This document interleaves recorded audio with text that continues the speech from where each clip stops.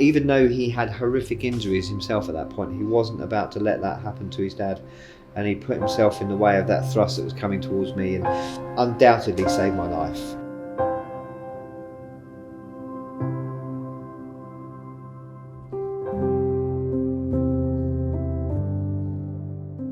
I'm Gemma Wardell. I'm a trustee for the Thin Blue Paw Foundation.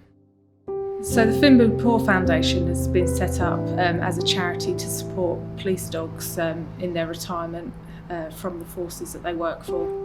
So to date we have 80 dogs signed up to the foundation from all across the UK, from Kent, Surrey, Northern Ireland, you name it, we've got these dogs signed up from all over the UK. Fiji served for 6 years in Surrey Police. Fiji specialises in general purpose policing, so it's a day-to-day sort of role of searching for people that go missing. She protects public order wise, and she'll be on a daily basis finding items of property, finding people, or dealing with violent offenders. It is the best job in the world because this dog will always protect me no matter what. It's like going to work with your best friend and your best crewmate, and I always know that she's there for me and she's got my back. She'll protect me from anything.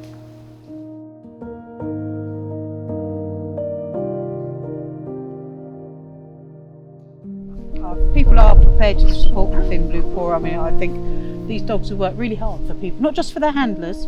And I think a lot of people don't realise that when the German Shepherds are out doing their public order work, it's not just the handler they're protecting, it's members of the public and other police officers as well. So it's really important that they're able to do their work properly, and that they once they retire, they actually get the treatment that they deserve. What are your hopes for their retirement? A long and healthy one.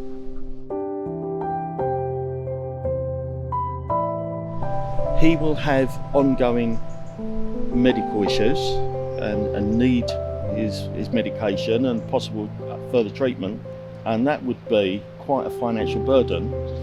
And when the Thin Blue Paw got in touch with me and said, look, we're willing to take you on and we're willing to help you out in these things, it's a godsend. We're going to live touch wood, a very long retirement life for him. He's going to be rewarded for all of his service, and he's going to live the life he deserves. Finn and I were chasing a robbery suspect through the streets, but the call didn't come in like that. It just came in as a suspicious incident, and we didn't know we were dealing with an armed robber. And had we known that information, I wouldn't have sent Finn. He pulled out the biggest knife I've ever seen on the street, plunged it into Finn's chest, and then went to stab me. And Finn wasn't about to let that happen. Even though he had horrific injuries himself at that point, he wasn't about to let that happen to his dad. And he put himself in the way of that thrust that was coming towards me and undoubtedly saved my life. But he didn't stop doing his job. He kept hold of him until backup arrived, and then I was able to scoop Finn up, carry him to the van and rush to the vets, where I stayed with him the whole time. I held his chest together while they were trying to get lines into him and save his life. So the whole incident just changed in the blink of an eye. But if it hadn't have been for Finn's bravery, I wouldn't be here talking to you today.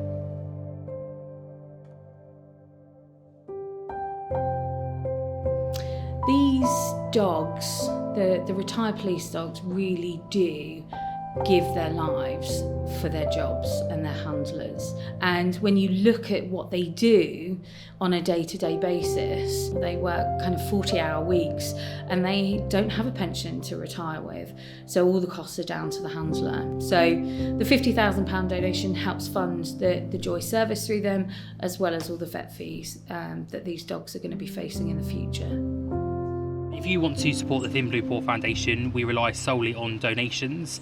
As a charity, we have no paid staff. We're all volunteers, so every pound goes towards supporting the charity and helping these amazing dogs. If you go and have a look at the website, we've got lots of things, lots of merchandise being added daily. Go and get your Christmas presents there.